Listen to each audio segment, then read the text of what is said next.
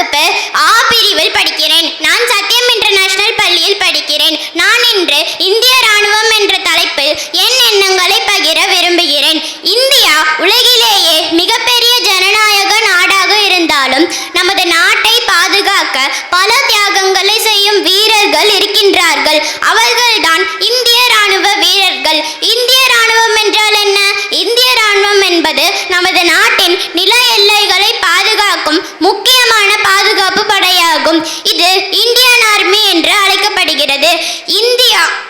இது 3 பிரிவுகளில் ஒன்றாகும். இந்திய ராணுவம் ஆர்மி, இந்திய கடற்படை நேவி, இந்திய வான்படை ஏர்ஃபோர்ஸ். இவற்றில் இந்திய ராணுவம் நிலத்தில் செயல்படுகிறது.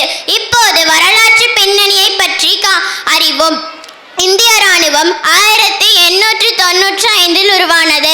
1947 இந்தியா சுதந்திரம் பெற்ற பிறகு இந்திய அரசின் கட்டுப்பாட்டில் வந்தது.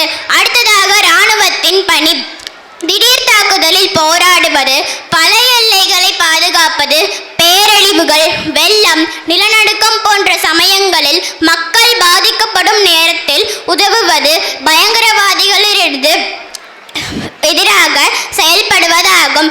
அடுத்ததாக வீரர்களின் தியாகம். இந்திய ராணுவ வீரர்கள் தங்கள் குடும்பங்களை விட்டு சுத்தமான கடமை உணர்வுடன் நாட்டிற்காக வாழ்கிறார்கள்.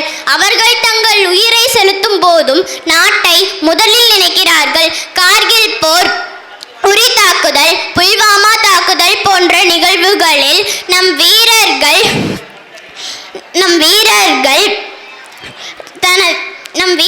போராடினார்கள்.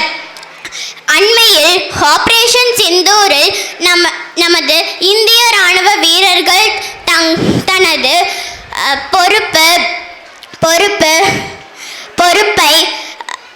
பொறுப்பு ஆகியவற்றை நிரூபித்து உள்ளனர். நாம் செய்ய வேண்டிய கடமை ராணுவ வீரர்களுக்கு எப்போதும் நன்றி தெரிவிக்க வேண்டும். அவர்களின் சேவையை மரியாதையுடன் போற்ற வேண்டும். நாம் அனைவரும் நமது நாட்டின் மீது நேசம் மற்றும் மரியாதையுடன் இருப்பது மிகவும் முக்கியம். இந்திய ராணுவம் உலகின் 4வது பெரிய ராணுவமாகும். அவர்கள் இல்லாமல் நாம் இங்கு அமைதியாக பேச முடியாது. இந்திய ராணுவம் நம் பெருமை. ஜெய் ஹிந்த், வந்தே மாதரம். நன்றி. சூப்பர்மா, சூப்பர். நல்ல ஒரு கைத்தட்டு கொடுங்க.